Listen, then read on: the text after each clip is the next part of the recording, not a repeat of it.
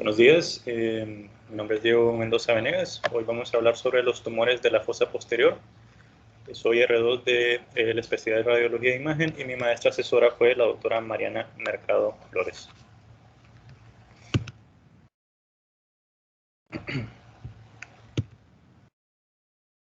El contenido de esta clase, vamos a repasar los límites y el contenido de la fosa posterior, así como vamos a ver los tumores más frecuentes en edad adulta como en edad pediátrica, que están, por ejemplo, el hemangioblastoma, el astrocitoma pilocítico, el ependimoma, el subependimoma, así como el quiste epidermoide y las metástasis. Entonces, comenzando un poco hablando sobre las fosas craneales, la anatomía de ellas, sabemos que existen tres en la base del cráneo: la fosa craneal anterior, la media y la posterior. La anterior tiene como límite anterolateral los huesos frontales. La división entre la fosa craneal anterior y la fosa craneal media la va a dar la ala menor del esfenoides, también como el plano esfenoidal, o también llamado planum esfenoidale. El contenido de la fosa craneal media, pues, está conformado prácticamente por el hueso esfenoides medialmente y parte del hueso temporal anterior a la cresta petrosa. Y por último, pues tenemos el límite de la fosa craneal posterior, que es anteriormente por el clivus, lateralmente por las crestas petrosas del hueso temporal,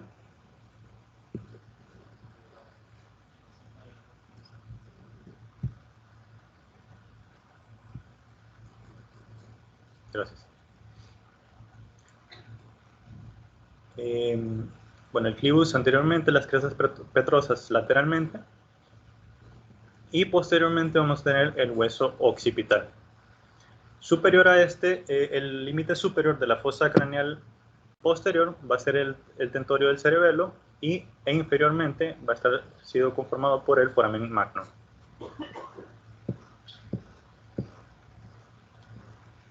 En la fosa craneal posterior tenemos que existen 4 agujeros principales.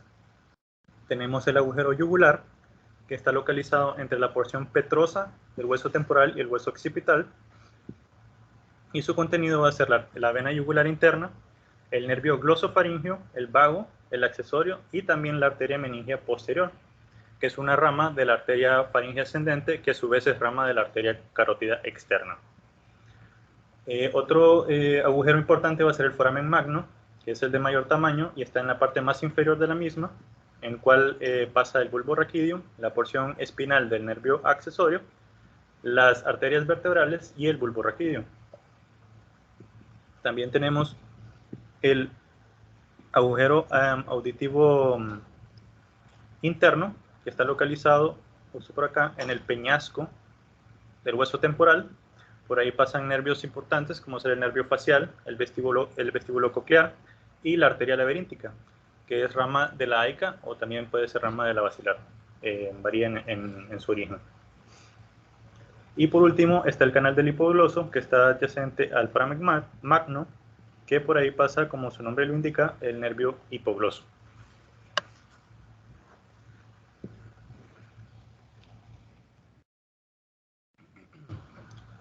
En cuanto al contenido de la fosa posterior, las estructuras que lo conforman, anteriormente va a estar el tronco del encéfalo, que consta del mesencéfalo, más superiormente la protuberancia y el bulbo raquídeo. ¿Okay? Posterior a este va a estar el cerebelo, que en su parte más medial está el vermis, y en su parte más lateral, pues, los hemisferios cerebelosos. ¿Okay? Otras estructuras importantes que están localizadas en la fosa posterior, tenemos el acueducto cerebral o acueducto de Silvio. Como sabemos, une el tercer ventrículo con el cuarto ventrículo. Las cisternas de líquido cefalorraquídeo que van a rodear el tronco del encéfalo, que les hablaré un poquito más adelante de ellas.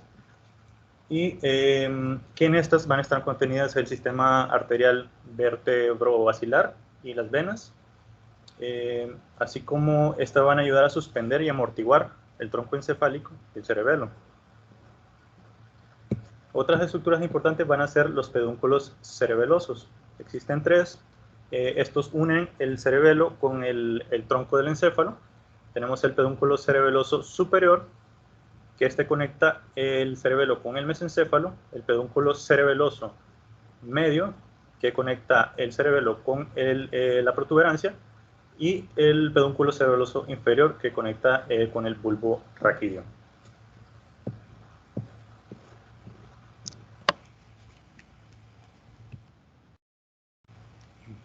Entonces tenemos esta resonancia magnética en secuencia ponderante 1 en corte sagital, y a su lado es una misma imagen, solo que con un esquema anatómico que representa las cisternas de líquido cefalorraquídeo, haciendo énfasis pues, en las de la fosa posterior. Tenemos primeramente el que está señalizado con la letra C,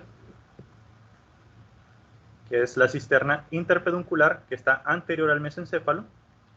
Seguido a ella está la cisterna que está señalizada con la letra D, que es la cisterna ambient, que está localizada en la parte lateral del mesencéfalo, lateralmente. Posterior a esta, tenemos la cisterna cuadrigeminal, que es continuación de la ambient, que va a estar entre el cuerpo calloso, el esplenio del cuerpo calloso y la superficie superior del mesencéfalo. ¿Okay? Más inferiormente tenemos la cisterna cerebelopontina o pontocerebelosa, que está lateral a la protuberancia. Anterior a la protuberancia va a estar localizada la cisterna prepontina. Un poco más inferior a la misma tenemos la cisterna magna, que es la más inferior, y la que está señalizada con la letra H, que es la cisterna cerebelomedular lateral.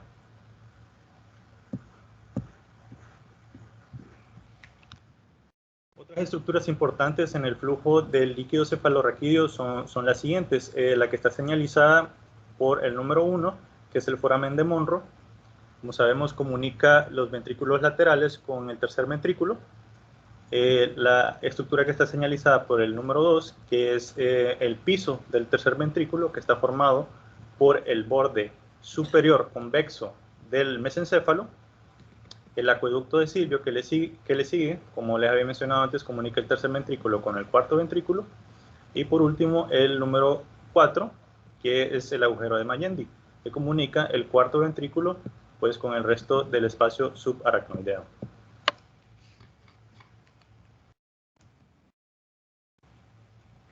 Bueno, como introducción, tenemos que las masas de la fosa posterior a menudo van a causar un efecto directo o indirecto sobre el cerebelo o el tronco del encéfalo, que va a resultar en síntomas y signos predecibles.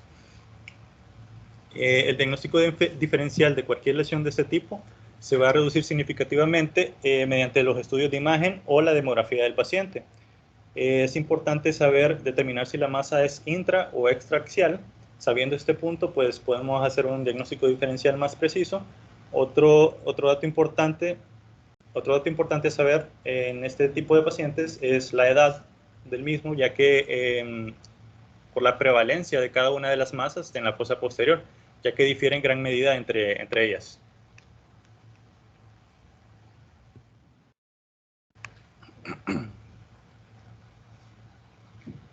Algunos de los tumores más frecuentes de la fosa... ¿No se escucha? Bueno.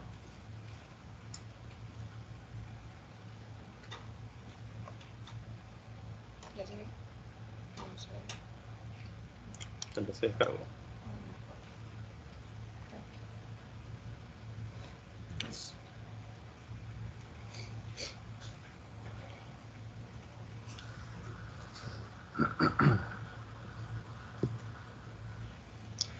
Bueno, los tumores en la fosa posterior en la edad pediátrica, tenemos que los tumores infratentoriales van a corresponder con el 45 al 60% de todos los tumores en los niños.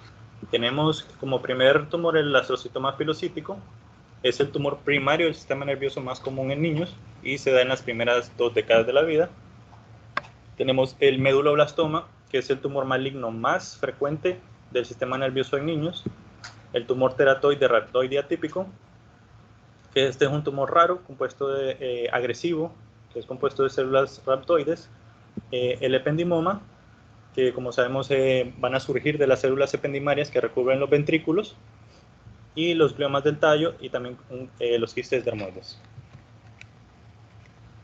Ya hablando sobre los tumores en la fosa posterior en los adultos, son relativamente raros. La lesión o masa expansiva más común en la fosa posterior en un adulto, pues va a ser un EBC en un estadio subagudo.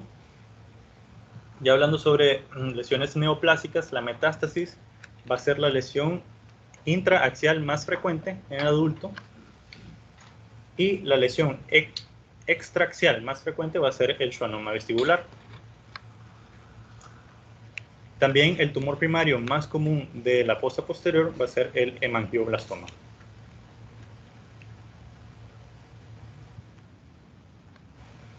Comenzando a hablar sobre el hemangioblastoma, es el tumor, como había mencionado, el tumor más común de la fosa posterior en adultos.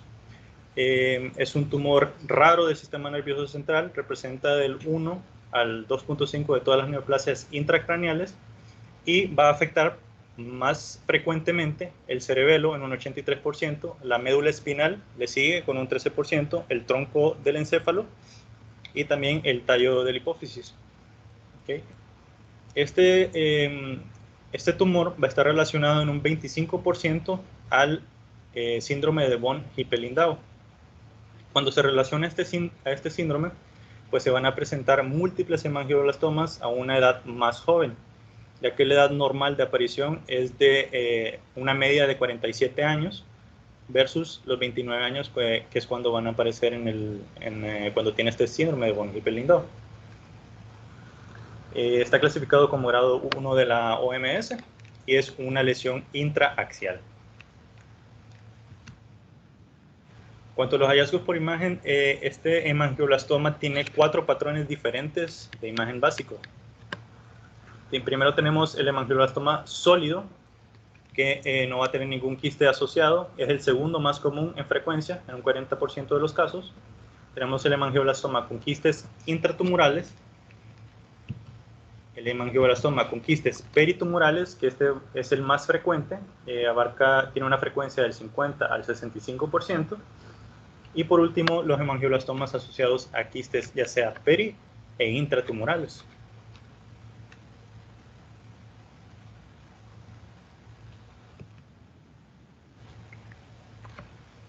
Hablando un poco sobre los estadios de evolución de este tumor en pacientes con von Hippel-Lindau, usualmente se hacen cribados en los cuales se detectan pequeños hemangioblastomas sólidos. Usualmente son asintomáticos en este tipo de pacientes, y la progresión de este tumor sólido a un quiste con un nódulo mural se ha descrito en este tipo de pacientes. Se dice que los quistes peritumorales se van a desarrollar cuando la fuga de ultrafiltrado del tumor va a exceder la tasa de reabsorción del parénquima cerebral. Entonces lo que va a resultar esto va a ser un aumento de la presión intersticial, lo que va a hacer que se desarrolle un quiste con bordes de gliosis, como podemos ver en la imagen. Primero es un nódulo sólido, después un nódulo con edemas en su periferia, y luego ya se transforma en un tumor sólido con quiste peritumoral.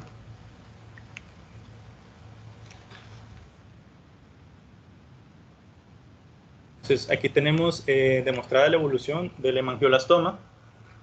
Las primeras 2 imágenes fueron las imágenes de base, luego le siguen la imagen C y D, que fueron tomados al año, al control, y luego la imagen E y F, que fueron tomados a los 3 años. Entonces vemos que la primera imagen es una resonancia magnética, es un T1 post-contraste. La segunda es una secuencia FLAIR, en el cual se demuestra un nódulo con un realce localizado en el hemisferio cerebeloso izquierdo. ¿Okay? Como podemos ver acá. En el control vemos cómo este nódulo persiste. En el control al año vemos cómo este nódulo persiste, pero ahora está acompañado con un edema, un edema que lo circundante. ¿Okay? Y por último, el control que se hizo a los 3 años, ya se demuestra un aumento del tamaño del nódulo, como vemos en el T1 contrastado. ¿Okay? Sin embargo, ahora se vio el desarrollo de un quiste peritumoral y también aumento del edema circundante.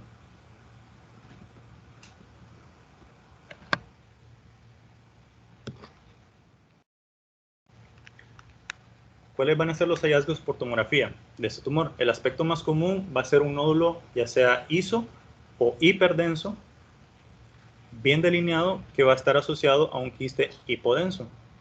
En este tipo de lesiones no va a haber calcificaciones ni hemorragia macroscópica y va a realzar de manera importante después de la administración de contraste. ¿Okay? Entonces aquí vemos un ejemplo. Vemos esta tomografía simple de cráneo en corte axial, en el cual vemos una imagen en el hemisferio cerebeloso derecho, redondeada, con un componente redondeada, quística, con un nódulo mural en su interior, con densidad heterogénea, que va a tener de predominio una densidad isodensa. Este ya está ejerciendo un efecto de masa, como podemos ver, en el tronco del encéfalo y en el cuarto ventrículo, que lo está desplazando hacia el lado contralateral. Y tenemos también una imagen, este es otro paciente, una tomografía contrastada en corte axial, en el cual vemos también en el hemisferio cerebeloso derecho una imagen quística con paredes que no están realzando y un nódulo mural en su interior que está realzando de manera importante. Entonces estos corresponden con hallazgos que corresponden con un hemangioblastoma.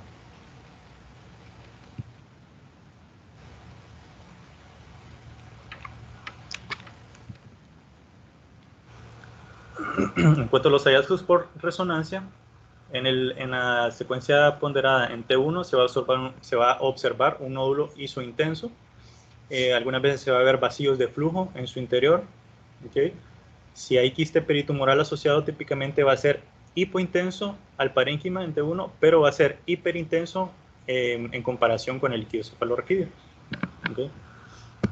El nódulo tumoral en los hemangioblastomas va a ser en T2 en FLAIR, va a ser moderadamente hiperintenso en relación al parénquima, y el líquido del quiste va a ser muy hiperintenso en tanto en el T2 como en el FLAIR. Y en el contrastado pues ya se va a ver un realce intenso, pero no en sí del quiste, sino que solo de la parte sólida. Entonces aquí vemos un ejemplo de esto, tenemos 3 imágenes. Son resonancias magnéticas. La primera es una secuencia T1, la segunda es una secuencia ponderada en T2, y por último tenemos un T1 contrastado, todas en un corte axial. Entonces vemos que en las 3 hay una lesión en el hemisferio cerebeloso izquierdo, una imagen quística que tiene un nódulo mural que es isointenso en T1, moderadamente hiperintenso en T2, y que está realzando de manera importante a la administración de contraste en el T1 contrastado.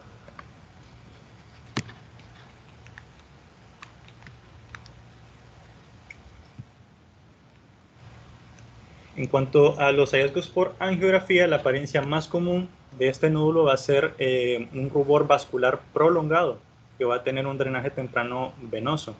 Si va a tener un quiste asociado, pues va a estar, los vasos van a aparecer desplazados y van a estar cubiertos por una masa avascular. Usualmente se hace embolización. Bueno, no usualmente, no es común que se haga embolización, pero cuando se realiza es para cuando se hace resección quirúrgica y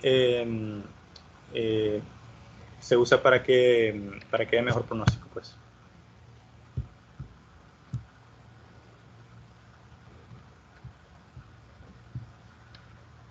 Entonces aquí vemos una angiografía por sustracción digital, en el cual vemos, se mira mi puntero, ¿no?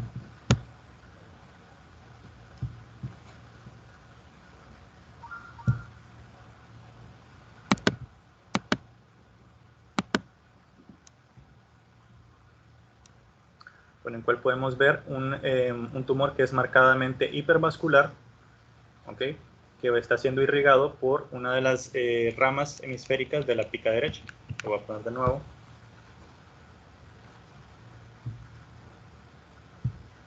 Y podemos ver la arteria vertebral, la pica derecha, el cual está nutriendo pues el tumor, ¿okay? De manera importante. Y en la segunda imagen ya podemos ver una angiografía por sustracción digital post-embolización, en el cual ya se mira la eliminación casi completa de la mancha hipervascular con preservación de las principales ramas de la pica.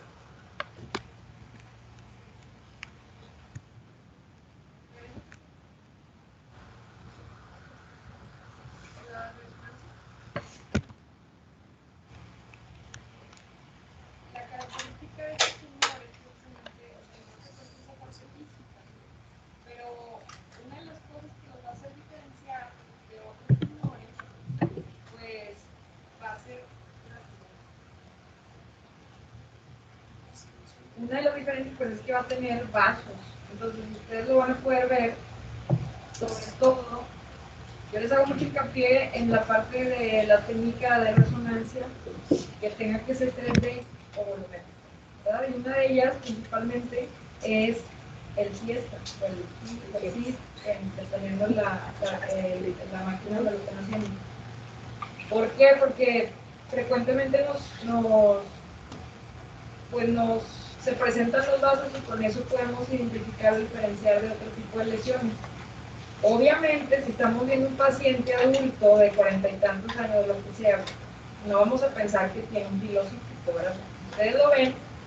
Si esto fuera un niño, pues lo primero que tenemos que pensar es que es un pilocítico, ¿no?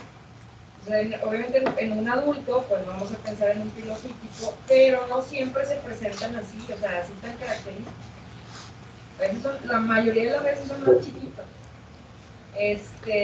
Y como les digo, una característica es las estructuras vasculares que tienen. Entonces, cuando ustedes ven una lesión de fosa posterior y tiene un aspecto quístico, o si no tiene un quiste, pues, y si no tiene tampoco fiesta, pues piden el fiesta para ver si les puede ayudar para poder hacer el diagnóstico. Otra característica muy importante en este tipo de lesiones, sea cual sea, de lesiones de fosa posterior, así sea un infarto, es que los pacientes vean cómo es, o sea, la fosa posterior es muy pequeña. Entonces, cualquier cosa que haya o que esté ocupando un lugar en la fosa posterior, haciendo efecto de masa, pues lo más seguro o frecuentemente es que va a condicionar hidrocefalia. Entonces, cuando vean hidrocefalia global o supratentorial sobre todo, siempre, o sea, vuelven a ver la fosa posterior, ¿verdad? O sea, algo seguramente puede estar ahí comprimiendo el cuarto ventrículo o el acueducto y estar condicionando la hidrocefalia. Entonces, pues eso también siempre para que lo tengan en consideración.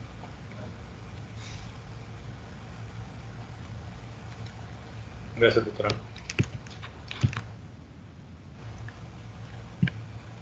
Bueno, siguiendo con el meduloblastoma, este tumor se va a definir como un tumor neuroepitelial embrionario que va a surgir ya sea del cerebelo o del tronco encefálico dorsal.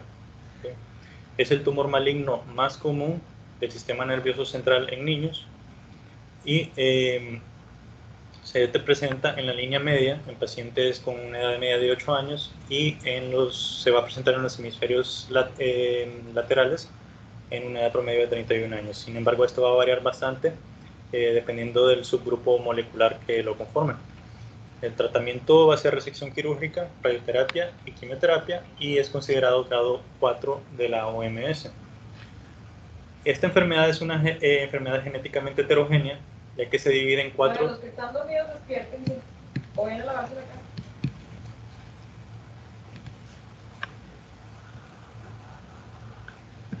Esta es una enfermedad genéticamente heterogénea con 4 subgrupos moleculares principales. Estos 4 subgrupos van a diferir en el origen, en ubicación anatómica preferida, los datos demográficos, así como implicaciones terapéuticas diferentes. ¿Okay? Por eso es importante saber los diferentes detalles de cada uno de estos subgrupos moleculares. Entonces, el primer subgrupo es el grupo Winkless, que es el menos común, pero tiene el mejor pronóstico y es más común en niños. ¿Okay? Representa el 10% de todos los meduloblastomas y tiene una buena tasa de supervivencia. A los 5 años, el 95% va a sobrevivir. Va a estar caracterizada por una mutación en el gen de la catenina beta, así como afectación del cromosoma 6, y se va a localizar más comúnmente en el ángulo pontocerebeloso, por lo general en la región que rodea el agujero de Luschka y el pedúnculo cerebeloso medio. ¿Okay? Y se va a ver relacionado con el síndrome de Turcot. Como sabemos, el síndrome de Turcot es un síndrome que hay pólipos colónicos y hay un mayor riesgo de cáncer de colon. Entonces vemos esta resonancia magnética en FLAIR, en cual vemos una imagen mal definida, hiperintensa, que está localizada en el pedúnculo cerebeloso medio. ¿Okay? Que este corresponde con este subgrupo, el grupo Winkless, por su localización.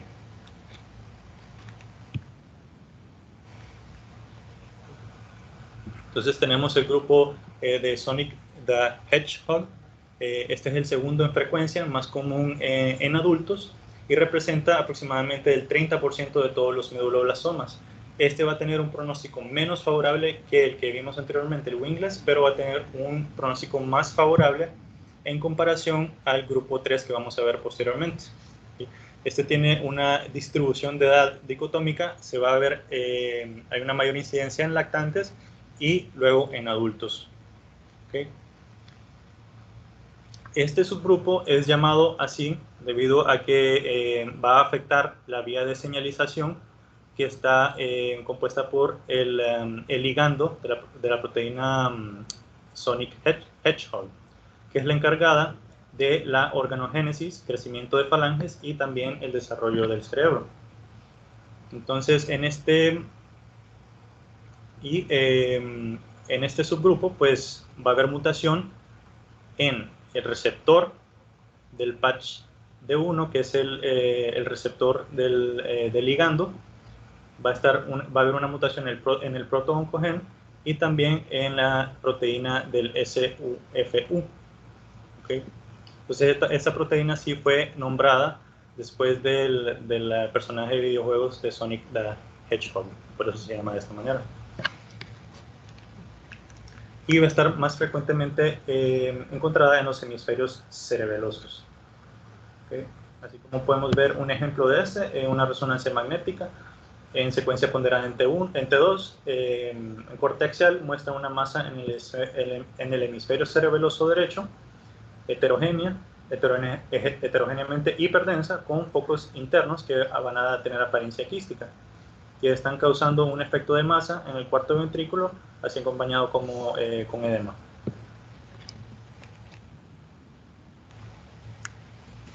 El grupo 3 es el de peor pronóstico y es el más común en niños. Suele ocurrir en lactantes y en niños mayores. Representa el 25% de todos los meduloblastomas y tiene una supervivencia a los 5 años de 45 a 55%. Entonces, en este subgrupo va a haber una mutación en el oncogen MYC, así como en la proteína OTX2 y el cromosoma 17. Este se va a ver más frecuentemente localizado en la línea media o en el cuarto ventrículo y se ve asociado con la presencia de metástasis también. Por último tenemos el subgrupo 4, este es el más común, que va a comprender del 40% de todos los meduloblastomas y sí también tiene un predominio en pacientes pediátricos. Este tiene un pronóstico de nivel intermedio y van a estar afectadas también el oncogen MYCN, el OTX y también el cromosoma 17. Este se va a ver más afectado el vermis del cerebelo o el cuarto ventrículo. ¿Okay? Entonces aquí vemos una resonancia magnética axial, en corte axial, perdón, en una secuencia ponderante 1 post-contraste, en el cual se puede evidenciar una masa en el cuarto ventrículo que está realzando, ¿okay? y está desplazando la protuberancia anteriormente y la está comprimiendo.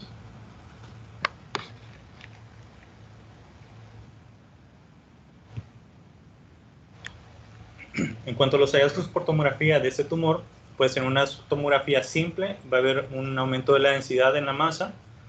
Va a ser común encontrar hidrocefalia, hasta en un 95% de los casos se encuentran de esta manera.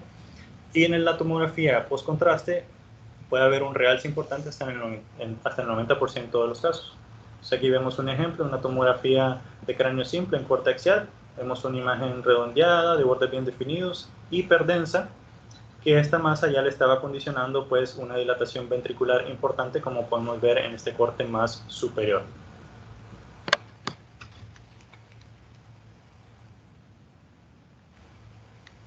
En cuanto a los hallazgos por resonancia magnética, en la difusión va a haber una restricción importante debido a su alta celularidad.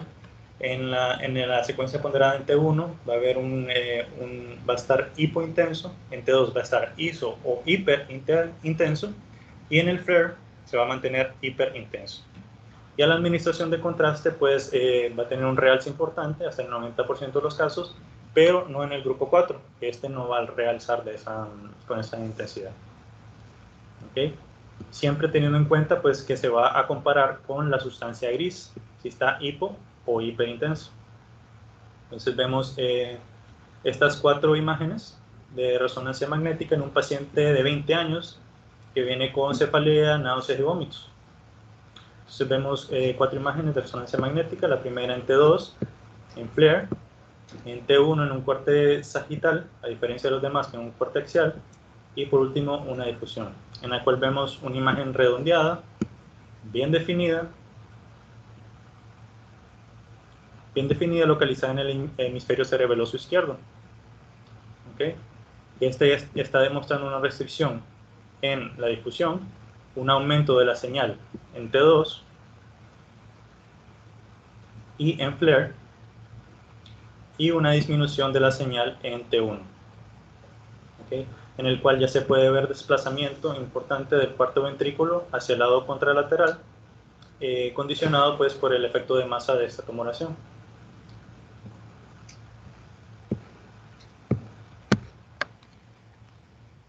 Aquí vemos como en una secuencia T1 post-contraste vemos cómo está realzando de manera parcial el tumor localizado en esta topografía, que por su edad y por su localización podría corresponder con el subgrupo de Sonic the Hedgehog.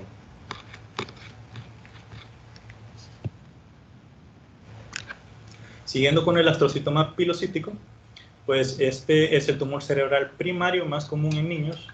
Se dice que en más de 80% de los casos van a haberse afectado niños menores, personas menores de 20 años, y su incidencia en adultos más de 45 años es muy baja. Se menciona que tiene 0.1 casos por cada 100.000 personas, lo que lo hace muy raro en personas de esa edad, y la célula precursora va a ser la astrocítica. ¿Okay? Este tumor puede ser sindrómico o puede ser esporádico. Cuando es sindrómico, pues se relaciona a la mutación en el gen BRAF, que está localizado en el cromosoma 7, o si es sindrómico, se va a relacionar a la neurofibromatosis de tipo 1. En este síndrome, pues en el 15 a 20% de los pacientes van a desarrollar este tipo de astrocitoma, pero se ve más comúnmente en la vía óptica, el desarrollo de este astrocitoma. Si es esporádico, se va a ver principalmente en el cerebelo, en un 60%, seguido por el hipotálamo, el tallo y luego en los hemisferios cerebrales.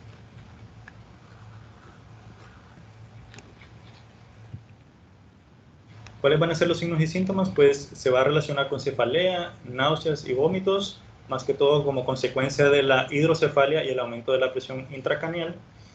Va a tener una pérdida de la visión en caso que se localice en la vía óptica, y va a representar ataxia y signos cerebelosos, como sabemos, disautocinesias, dismetría o nistagmus. El tratamiento va a diferir dependiendo de la localización. Si se encuentra en el cerebelo, sí se puede hacer una resección quirúrgica. Sin embargo, si está localizado en la vía óptica, pues usualmente no se da tratamiento, sino que solo se da radiación o quimio, en caso que tenga una enfermedad ya progresiva.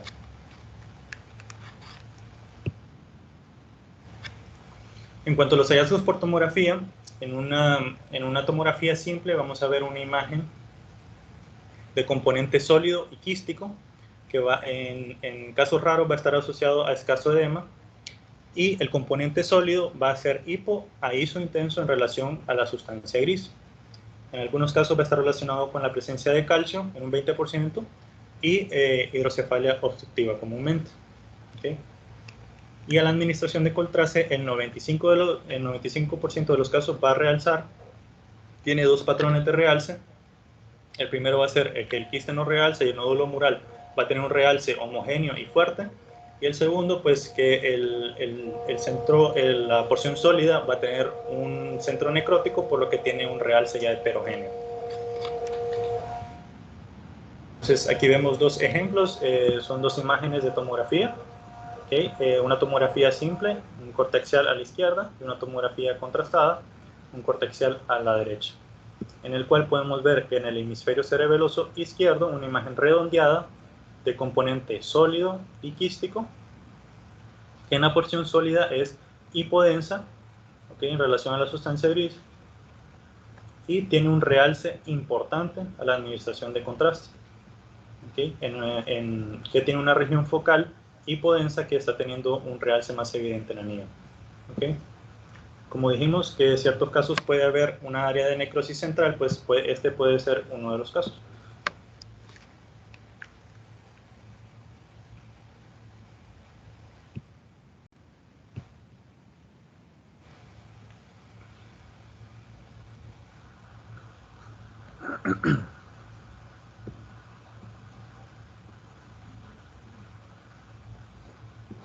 Bueno, en cuanto a los hallazgos por resonancia magnética, en la secuencia ponderada en T1 vamos a tener que la porción sólida va a tener una intensidad iso o hipo en relación a la sustancia gris. El contenido quístico va a corresponder a una intensidad iso o ligeramente hiperintensa al líquido cefalorraquídeo, así como podemos ver en esta imagen, en este ejemplo de resonancia magnética en secuencia T1, en un cortexial, en el cual vemos un componente sólido quístico en el hemisferio cerebeloso derecho, que la porción sólida pues, es isointensa y la porción quística es isointensa en relación a la sustancia gris, y la porción quística es isointensa en relación al líquido cefalorraquídeo. Entonces, en esta imagen pues son el mismo caso, pero ya está comprimiendo el cuarto ventrículo y está causando pues secundario un efecto de masa. En el T2, la porción sólida del tumor va a ser hiperintensa y el contenido quístico también va a ser hiperintenso o también isointenso al líquido cefalorraquídeo, ¿okay? Como podemos ver en esta imagen. ¿Okay? Secuencia ponderada en T2, igual el mismo paciente, en el cual el componente sólido es hiper y el componente quístico es iso en relación al líquido cefalorraquídeo. Y por último, pues en secuencias de T1 contrastada, vamos a tener un realce heterogéneo con un área focal más hipointensa, como podemos ver en este ejemplo. ¿Okay?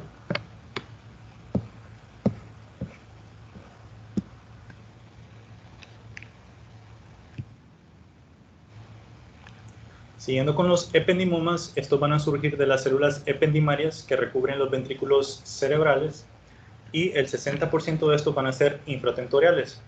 De estos, la mayoría se van a encontrar en el cuarto ventrículo en un 95% de los casos. El resto se van a encontrar en el ángulo pontocerebeloso, como podemos ver en el esquema anatómico, que representa esto, la afectación del cuarto ventrículo, la cisterna magna y el ángulo pontocerebeloso.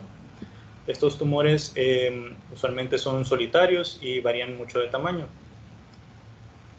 También entre el 30 y el 40% de los casos, estos ependimomas se van a localizar supratentoriales, van a surgir en los ventrículos laterales o en el tercer ventrículo. Este está graduado como grado 2 de la OMS y representa el 3 al 9% de todos los gliomas. Cabe mencionar que es el tercer tumor más común de la fosa posterior en niños. ¿Okay?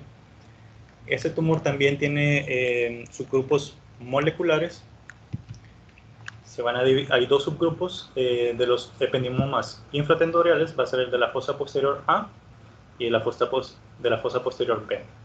De la fosa posterior A, pues es un ependimoma infratendorial que va a afectar más que todo en niños más pequeños y se asocia a un mal pronóstico. ¿Okay? Y está localizado más que todo en los recesos laterales de la fosa posterior. En contraste, en la fosa posterior B, tenemos que estos ependimomas se van a diagnosticar en niños un poquito mayores, en adolescentes, y el pronóstico es mucho mejor.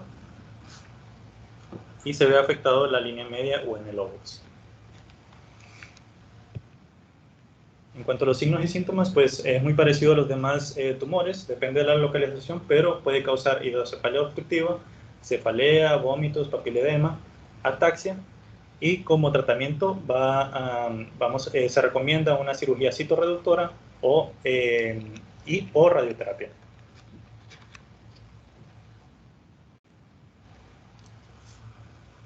En cuanto a los hallazgos por tomografía, los ependimomas generalmente van a tener una densidad mixta, acompañada de quistes intratumorales hipodensos. También se ve relacionado con calcificación gruesa, que ocurre aproximadamente en la mitad de todos los casos, y la hemorragia macroscópica se puede identificar hasta en un 10% de los casos. A la administración de contraste, la mayoría de ependimomas va a tener un realce heterogéneo de leve a moderado. Así como podemos ver en estas dos imágenes de tomografía, la primera es una tomografía simple de cráneo cortexial, la segunda es una contrastada, en la cual se puede observar una imagen redondeada en fosa posterior centrada en el cuarto ventrículo, con una densidad heterogénea de predominio hiperdenso en su centro. Esto corresponde con hemorragia. Tras la administración de contraste se ve un discreto realce aquí en la porción sólida del tumor, en el componente sólido del tumor, y vemos cómo ya está condicionando una hidrocefalia obstructiva debido a que las astas temporales se ven dilatadas en este corte.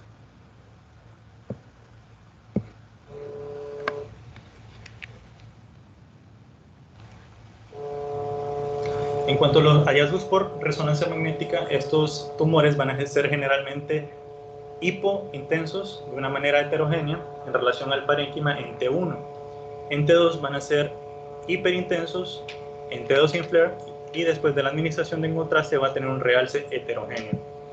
¿Okay? En las imágenes de ecogradiente y en SWI comúnmente se van a ver focos de blooming, que esto pueden corresponder por ser causados por calcificaciones o hemorragias antiguas.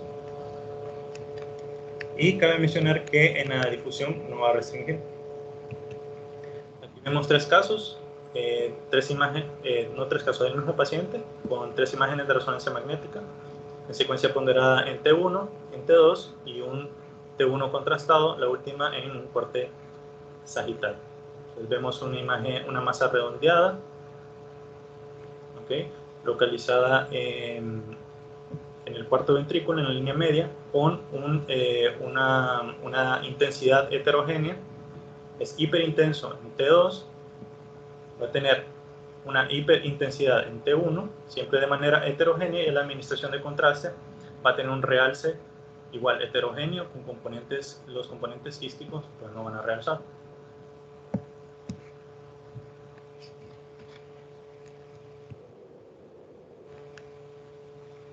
Siguiendo con el subependimoma, estos tumores son poco frecuentes, son benignos y son de crecimiento lento.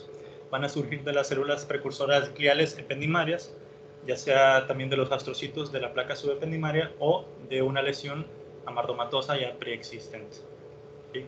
Casi la mitad de los casos van a estar localizados en la asta frontal del ventrículo lateral, cerca del agujero de Monro, y el segundo sitio más común va a ser en el cuarto ventrículo, seguido por el cuerno occipital del ventrículo lateral. ¿Okay? Estos usualmente son asintomáticos y se van a encontrar de manera incidental en los estudios de imagen o en las autopsias. Este tumor va a estar afectado el gen TRPS1, ¿sí? Y la mayoría son pequeños, miden menor de 2 centímetros. Y va a ser muy raro en niños, usualmente afectan pacientes de edad media o adulto mayor.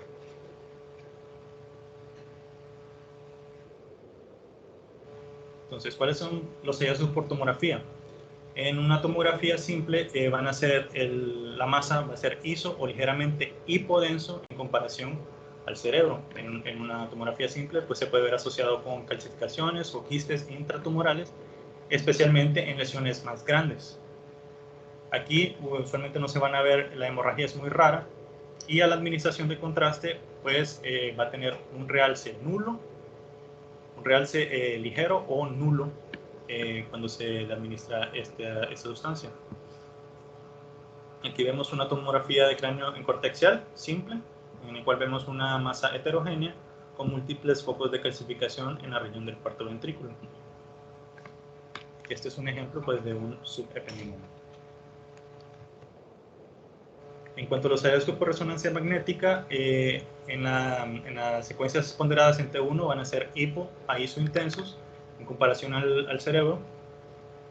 En T2 y en FLAIR van a ser heterogéneamente hiperintensos, y el edema peritumoral suele estar ausente en ese tipo de tumores. ¿Okay?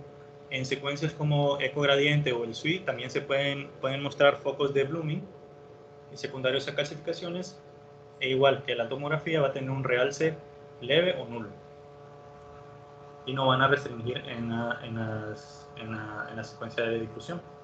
Entonces vemos como tenemos una resonancia magnética a la izquierda, ponderada en T2, en corte sagital, en el cual vemos una imagen sólida e hiperintensa a lo largo de la porción más inferior del cuarto ventrículo en un hombre de 64 años.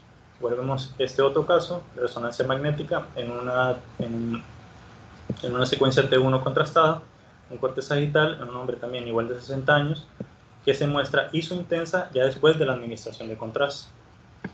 Como vemos, estas características son bastante parecidas al ependimoma, como he mencionado anteriormente. Sin embargo, el ependimoma se ve en pacientes más jóvenes, se ve más relacionado con edema, el ependimoma, y típicamente va a causar hidrocefalia, a diferencia de estos pacientes que rara vez producen síntomas.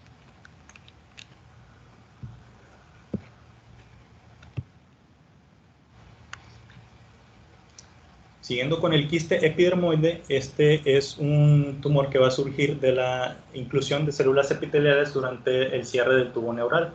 Entonces, este tipo de tumor va a tener queratina y colesterol que van a estar siendo producidos por estas células epiteliales. El pico de incidencia de este tumor va a ser de entre los 20 y 40 años de edad. Generalmente son tumores de crecimiento lento y van a ir encerrando y rodeando los nervios y los vasos adyacentes. Su localización más frecuente va a ser la cisterna del ángulo pontocerebeloso y la cisterna prepontina, como vemos en la imagen en el esquema anatómico.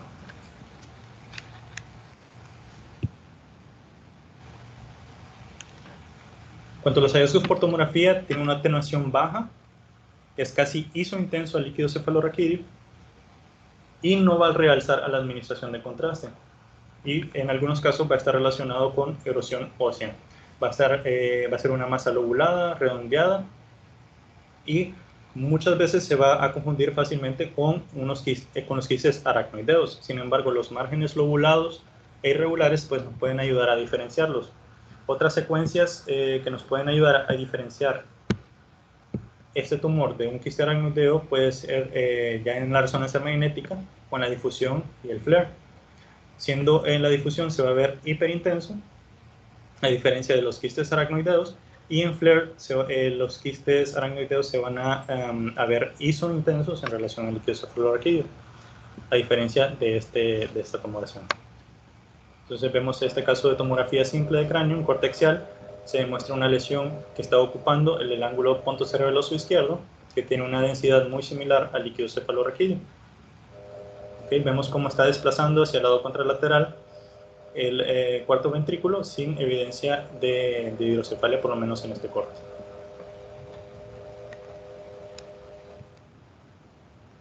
En cuanto a los hallazgos por resonancia magnética, va a tener una señal ligeramente mayor que el líquido cefalorraquídeo en secuencias tanto en T1 como T2, rara vez va a realzar, y como había mencionado anteriormente, tiene una alta intensidad en las secuencias de difusión. Aquí vemos un ejemplo, 4 imágenes. La primera en T1, un corte sagital. La segunda es un T2, un corte axial. Las de abajo es una secuencia en flare, un corte sagital y una difusión, en el cual vemos una imagen redondeada localizada en el ángulo punto cerebeloso izquierdo, que tiene una intensidad similar al líquido cefalorraquídeo como vemos en el T1 y en el T2, y sin embargo se mantiene ligeramente hiperintenso en el flare, ¿okay? Y va a aumentar la señal en la difusión.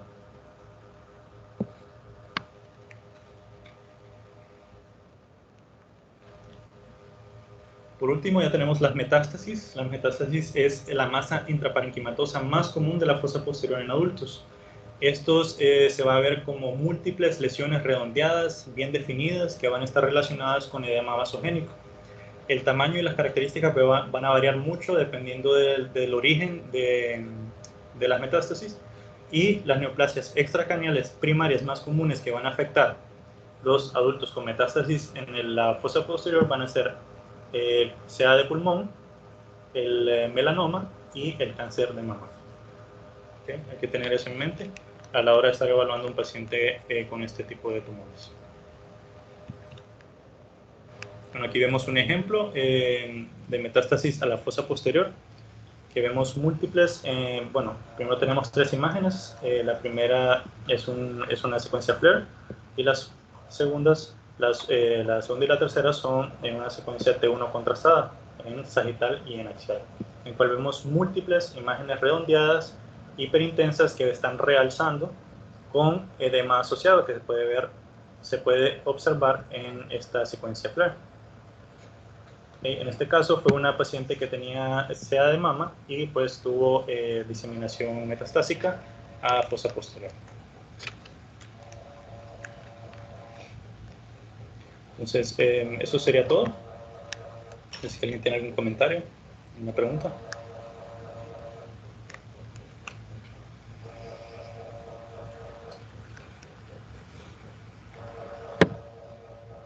Muy buena clase, Diego. Nada más unos comentarios muy puntuales. Respecto al medulloblastoma, que es como de todos los que vimos el más agresivo.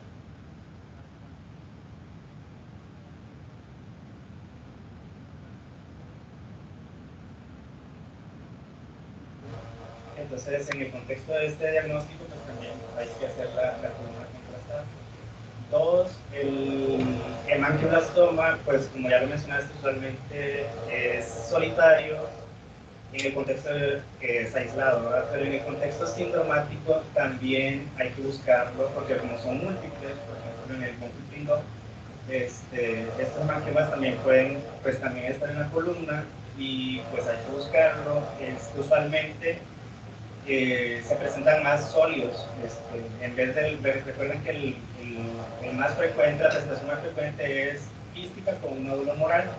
En el contexto sintomático pues es más sólido, usualmente hablamos sólidos y múltiples, y cuando hablamos múltiples también una columna del ependimoma, es, no sé, yo lo veo como un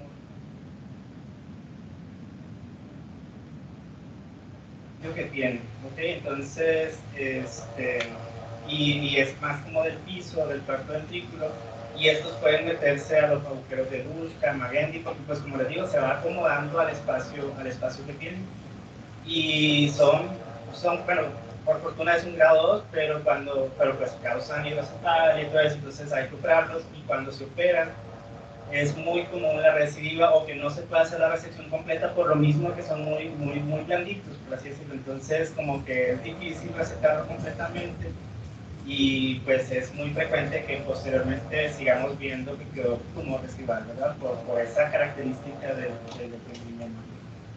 Y también un diagnóstico diferencial que también es tumor de fosa posterior, que creo que no lo mencionaste, es el bioma difusor del tallo, ¿verdad? Ese también hay que tomarlo en cuenta, entre diagnósticos diferenciales de fosa posterior.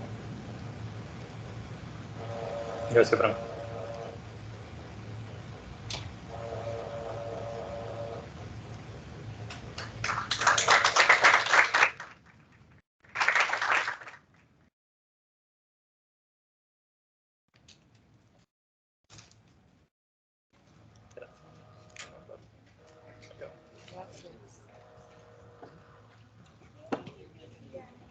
casa es brusca.